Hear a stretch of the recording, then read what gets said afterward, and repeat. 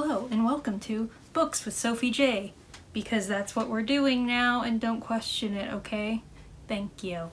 Alright, so we're doing the 2020 end of the year survey, which was started by Perpetual Page Turner. A link to her blog post with this survey and a link to her blog will be in the below info box. But just to know, I did see this on Bookable's YouTube channel, and she tends to do it every year, so, why not give it a try? I fucking read a lot of books today. Not today. I read a lot of books this year, for once. I'll be honest, I'm not great at keeping up with the books. But this year was a particularly good year for me, so, as that continues, we will be continuing to read more books. Anywho, let's dive right into the survey. So, our first question is, what was your best book of 2020? And for sure, that would be The Murmur of Bees by Sofia Segovia, which was translated into English by, I believe, Simon Bruni. Anyways, excellent book. I happened to read it at the very, very beginning of the pandemic as the shutdown started rolling out here in the United States, and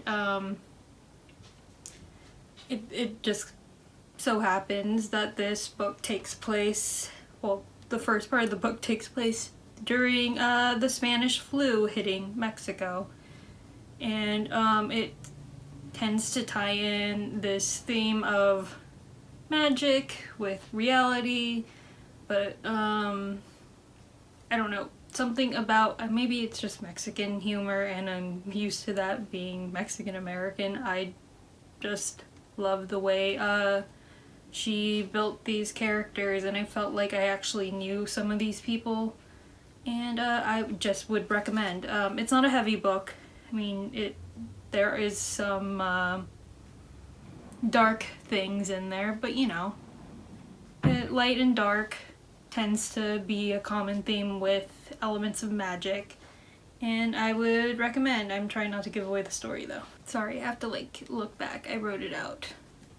Question number 2. A book I was excited about and then didn't like it as much as I thought I would, and that would be I'll Be Gone in the Dark by Michelle McNamara, who is Patton Oswalt's wife, and she actually passed away before this book was published, and it is basically a true crime story about trying to track down the Golden State Killer.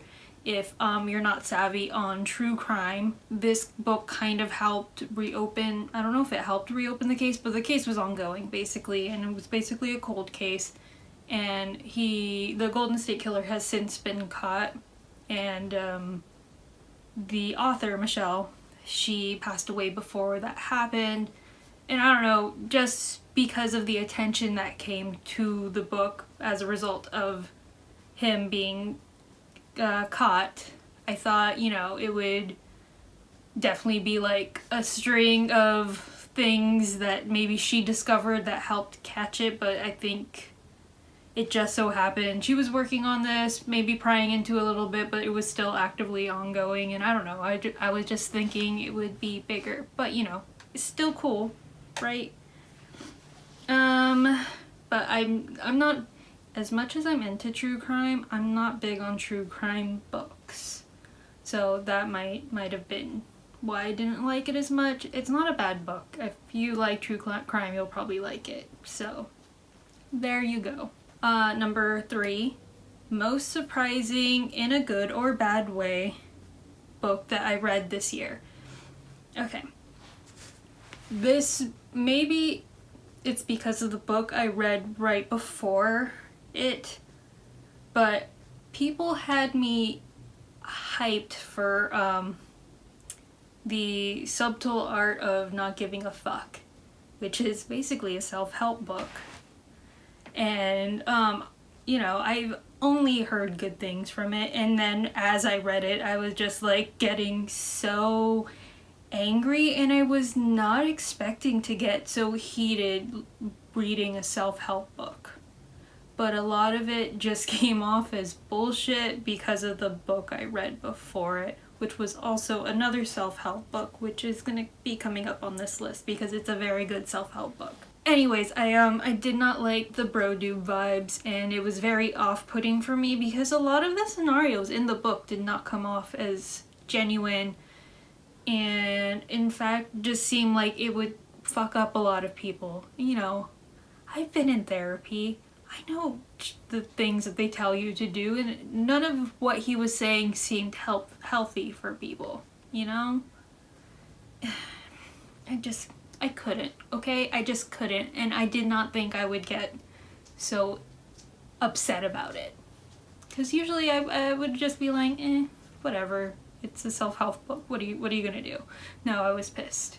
I was genuinely pissed. I went on a rant on my Instagram stories about how pissed I was. So, that's how heated we were. Number 4, the book that we pushed the most people to read, and they did. I'm not sure if they did, but because of the last book, I was pushing people to read this book, which was the book I read prior to reading The Subtle Art of Not Giving a Fuck, which was Brene Brown's Dare to Lead, because I needed an audiobook to listen to. And I guess spoiler alert if you didn't know, I worked at Starbucks for 8 years up until last year, and Brene Brown was... what was she in charge? She's in charge of basically some of our partner training on how to be... it's not necessarily like how to be a good person, but it's just like how not to be a shitty person and give genuine customer service and have genuine moments. She was like the person we watch videos of, and most of her shit I responded well to. So I was like, you know what, I'm gonna give her actual books a shot, especially because we promoted them at our stores a lot.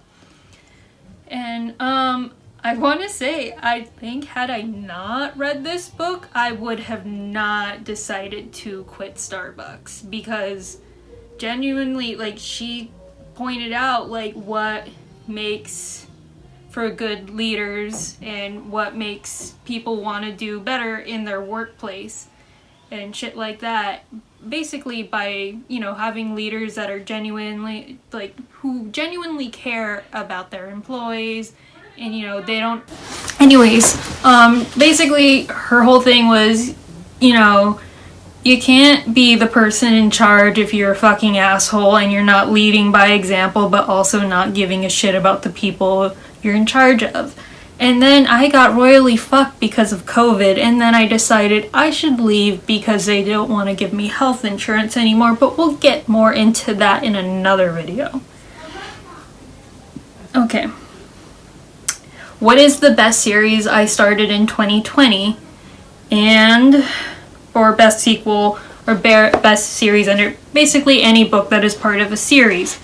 I didn't really read any series books this year, though I later found out is the first book of a series that has yet to produce a sequel, but it's coming. Which that book would be Ninth House, which I was intrigued by. It looked really cool.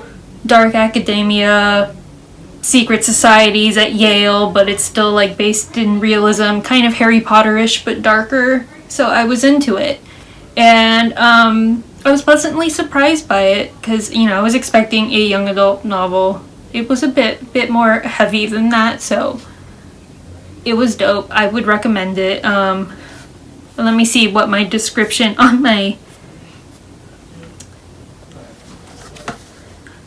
throughout the year, I was attempting to keep track of my 2020 reads on my Instagram stories, so I did rate some of them for people. So let's see. Okay, so I described this book to whoever was paying attention to my Instagram stories as Harry Potter meets Big Little Lies, just because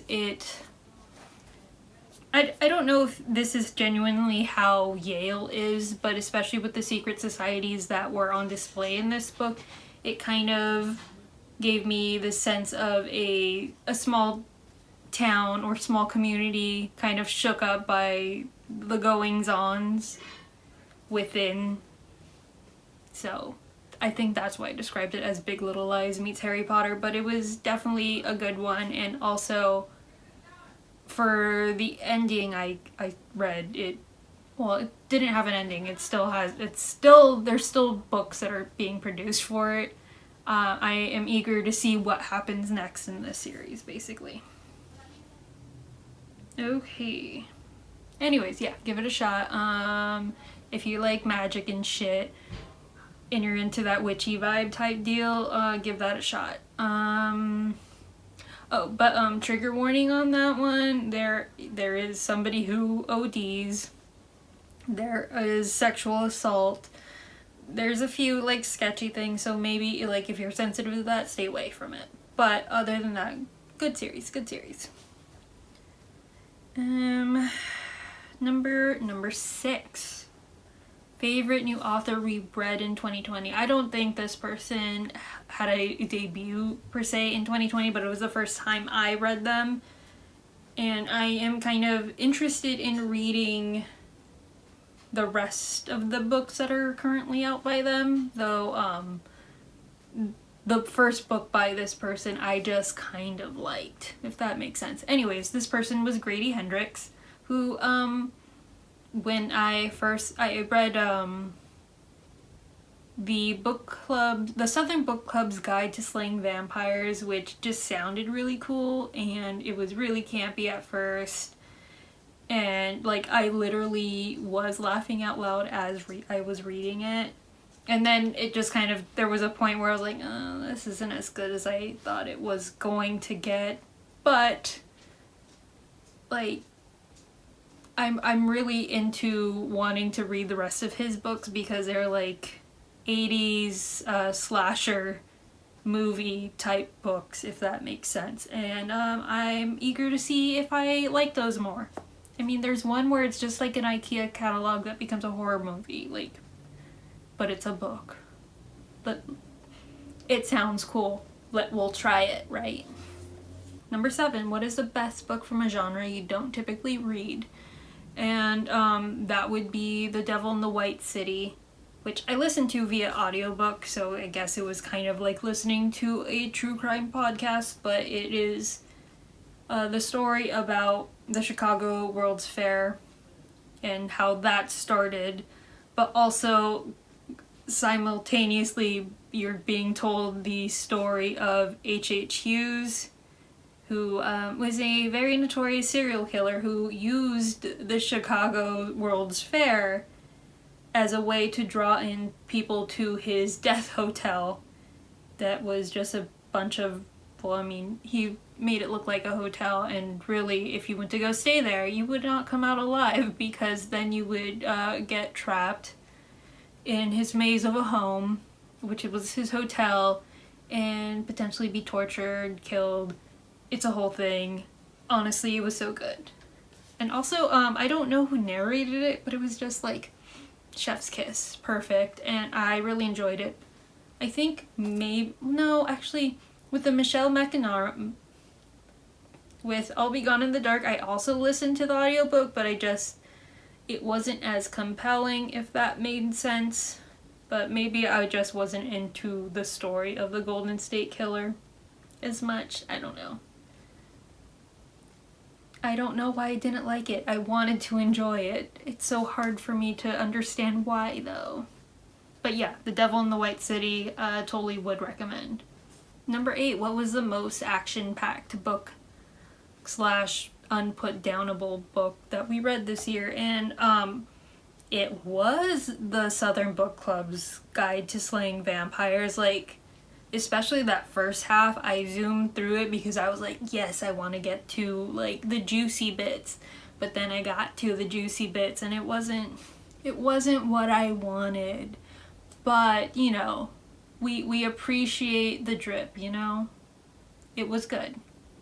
I think if they made it into a movie or a TV show, I'm looking at you, Reese Witherspoon, because like I think you would get it down right. You would fucking enjoy it. That's just how it is. But being a fan of vampire books, it just wasn't my cup of tea. I was expecting more of a threat, not as much of a threat as I once thought. But I did not appreciate the fact that the hysterical woman trope was used, because I don't like it. But you know what? Maybe it can be improved upon in TV form. Maybe. We'll see. Number 9, the book I would most likely reread again next year, or reread in general. And that would definitely be The Murmur of Bees. Just because, especially having to do with a pandemic, I would kind of like to see how I vibe with it now that, you know, we've been dealing with this pandemic for so long. And when I read it, pandemics didn't seem like a real threat to me, and now, yeah, it is my life, and it's so sad.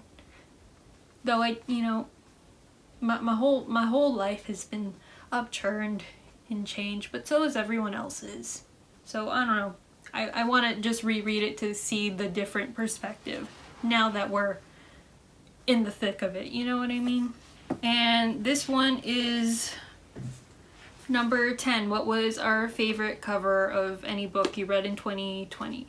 And I put down the book This Close to Okay, especially the Book of the Month Club version of it. I don't know if it's exclusive to Book of the Month Club, but that's the version I got.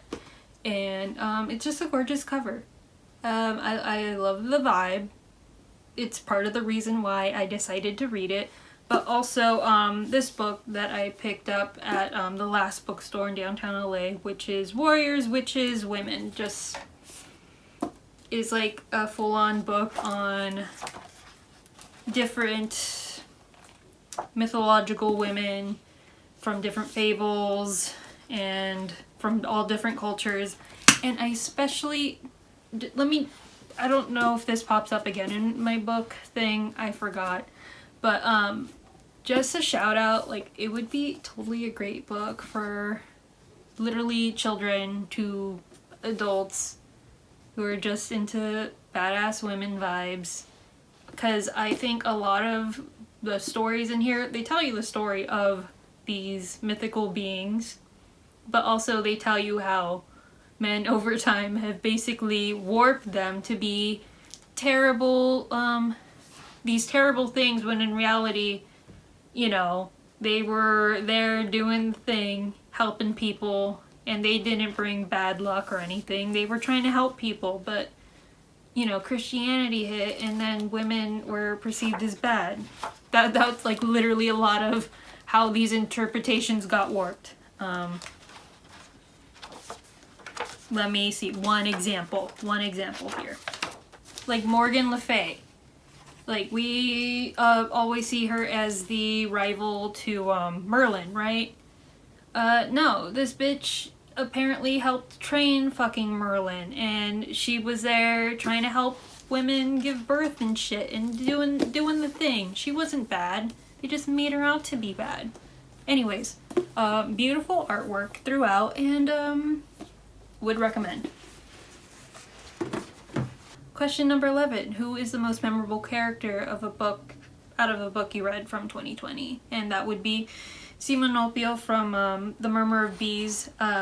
He is a mute because I think he has some sort of cleft palate problem. But basically he just like has a gaping hole for a mouth. So he doesn't speak. But the way he's able to communicate with people throughout the story is, I don't know, there's something magical about it. Well, obviously magical. The child is fucking magic. But like, I don't know, he had a pretty big impact, even though he didn't have any dialogue. But I was still like very much like, I fucking love this kid. I would die for this kid. I would kill for this kid. So fuck that guy who was trying to kill him the entire book. Okay? Because I liked him. Don't fuck with Simonopio. I want to name a cat that, if I ever get the chance. Number 12 was the most beautifully written book I read in 2020, and that, with no hesitation whatsoever, is Know My Name by Chanel Miller, who many people would know as Brock Turner's victim from the Stanford rape case. And I'm glad I read it because I didn't know anything about Chanel Miller before that other than she was a rape victim, and it just kind of, it's her way of taking the narrative back into her hands, and it was just so fucking powerful. And oh my god, I'm just starting to cry thinking about like her statement that she released via BuzzFeed, but she reads it at the end of the book. I did the audiobook version, and just hearing her say it was something. And please give it a shot.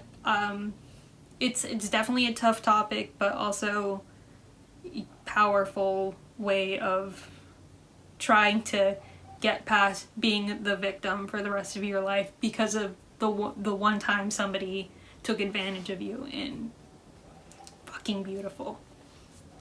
I'm getting emotional. That's how much I liked it.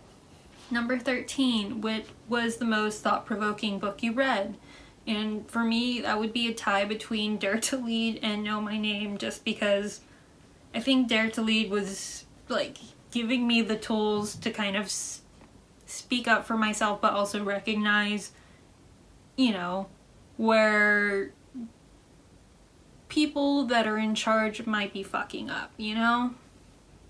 But also how I can, you know, use my own power to get shit done, but also not be an asshole. And then Know Your Name is just, we saw the last clip. I started tearing up. Like, come on.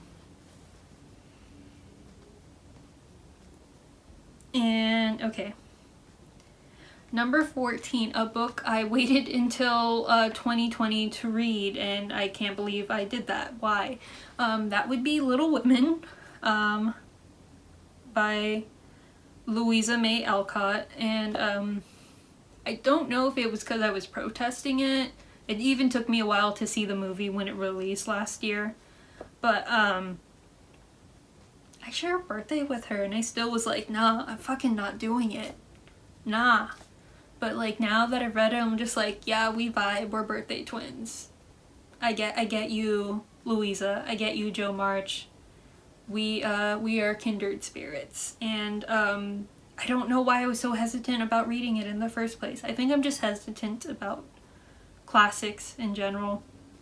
Mostly because I'm like, I don't want to reread it and be like, this is fucking racist. How is this considered one of the most influential books in American history or literature? But no, I don't have anything bad to say about it so far. I mean, I'm sure I could go through and see my notes of what I said. Well, this is a little sketch, but for the most part, great book. Question number 15, favorite passage from a book in 2020. This would definitely be from Know My Name by Chanel Miller, and it would just be her victim's statement that she, was first published by BuzzFeed, but then that's how her book ends, is with her reading it. And if you don't read it, at the very least, read her statement or listen to an audio version of it. You could probably find it on YouTube, because it's just, it's the cream of the crop, so empowering, and you're just like, yes, Chanel, we are gonna fucking take back the power.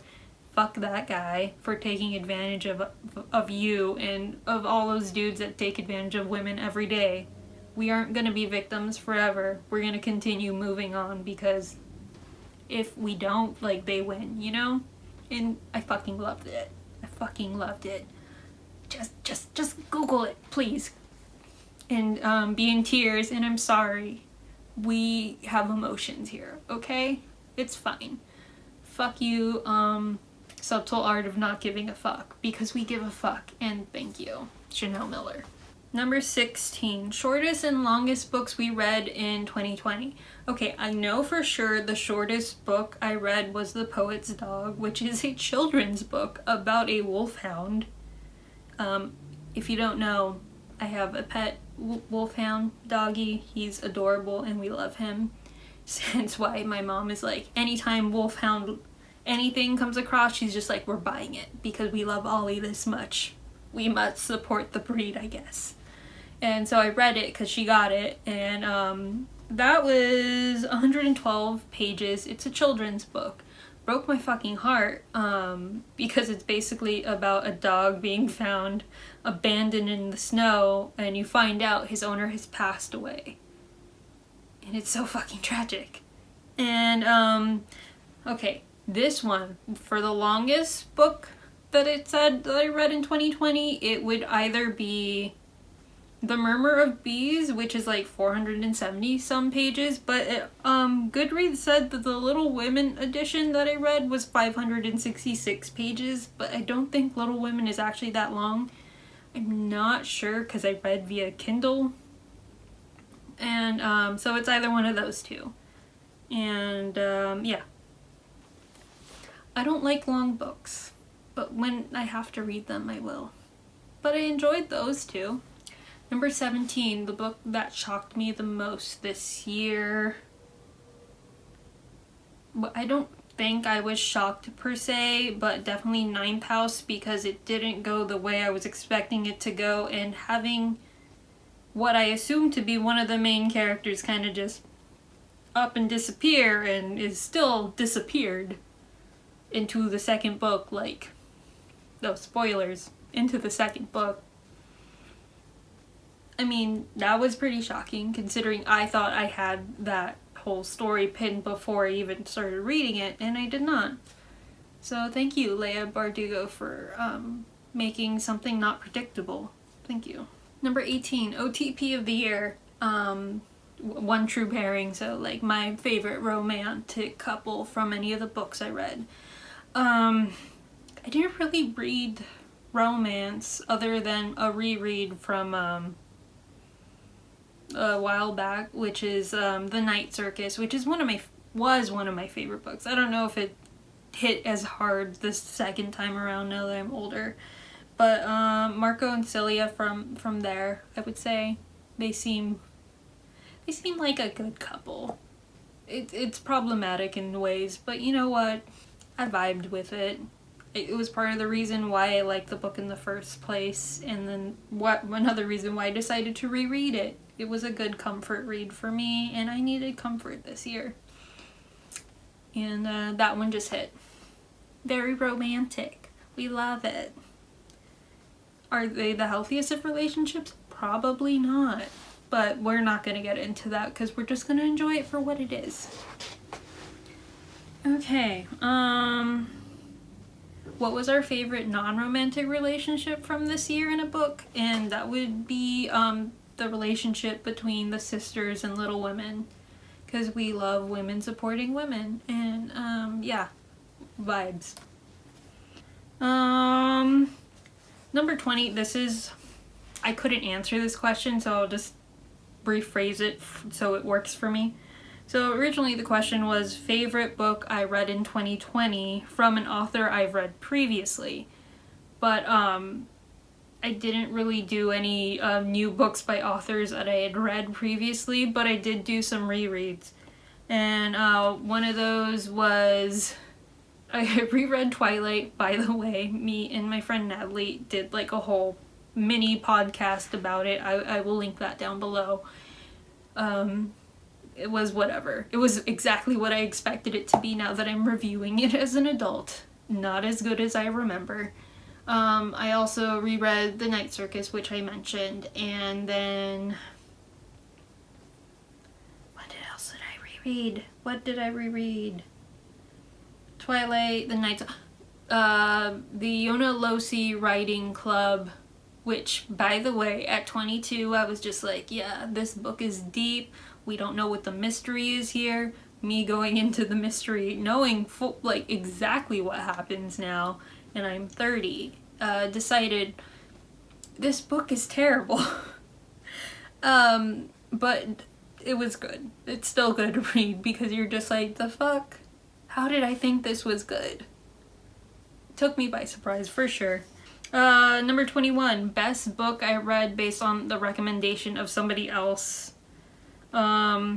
Which this was from a TikTok that I saw because the cover looked cool and it was just like Halloween type reads that this person recommended, and it was the Southern Book Club's Guide to Slaying Vampires.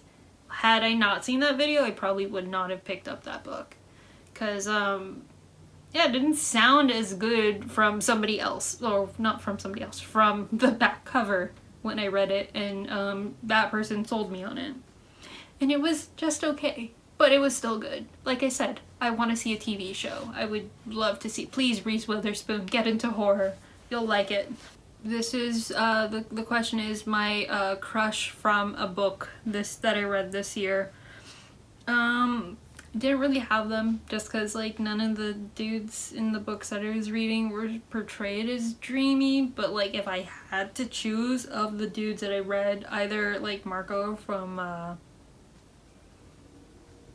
The Night Circus or Darlington from Ninth House. But what if I'm into Jo March? Okay, like, let's think about that. What is the best 2020 debut that I read? I don't know if it would even debut this year. I think it did, but I don't think it's the author's debut. And I didn't even finish the book, but that was mostly because life got hard and the election was happening, and I couldn't just look at, like, ignore things and read for that month. This is currently on my TBR, but from what I read, it was amazing. Mexican Gothic, because it was just good. And it seems, I'm pretty sure it's gonna be on my favorites next year when I do read it. The light needs to hit at the right time. The moon has to be in a certain position before I can just sit down and read it. You know what I mean? You know what I mean. Okay, cool. Okay, what was the best world building and most vivid setting I read this year? And that would be Ninth House, because I have never personally been anywhere near Yale, and I know nothing of the secret societies. But, like, they were fucking vivid in my mind. Leia Bardugo, good job. Like, I knew exactly what kind of town Yale was. I knew what those buildings looked like. I knew what each one of the secret societies' powers controlled and what doing magic looked like. And it was amazing. Yes. Please, somebody read it. You'll like it. Natalie, you know I'm talking to you. Cowan. Montefar, you could also take that as a sign to read it if you get a shot. Don't read an audiobook with Little Sophie. It does get a little spicy in there. Okay, number 25, a book that put a smile on my face or was just genuinely fun to read, and that was the Southern Book Club's Guide to Slaying Vampires.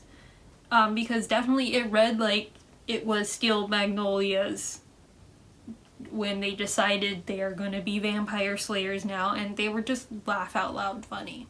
Some of the conversations between the women, especially in the beginning of the book when they're just starting to get to know each other, I was just like, I have seen these people and they are hilarious, and they were just characters, lively, fun, and I just wish it had a better ending, but it was a good fun read for sure. Okay, a book that made me cry or nearly cry. I have mentioned a few times already, Know My Name by Chanel Miller.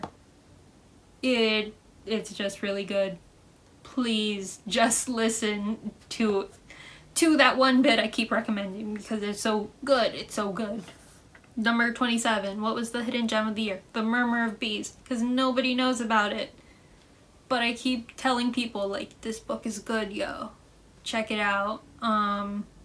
Please. I want to listen to the Audible version or audiobook version to see how that goes. But, like, the book itself was amazing. And being that it has a small bit of it that has to do with the Spanish flu, you know, you might get more into it than you would think.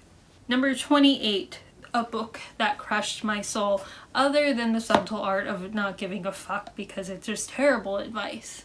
The Poet's Dog, because why did the dog have to be abandoned once his owner that loved him died?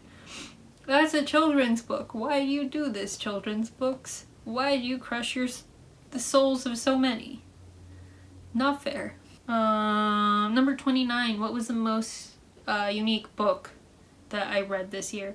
And it would be March by the since passed Senator John Lewis, which it's a graphic novel about how they, well, basically how he got into protesting in politics and how they were able to organize themselves to protest in the time of the civil rights movement. So, also I'm pretty sure like it is word for word his words, and I don't know, it was nice, it was lovely. And also I like that the first part of the book he talks about how he wanted to be like a minister and he would give sermons to the chickens as he would feed them in the morning because that was his chore.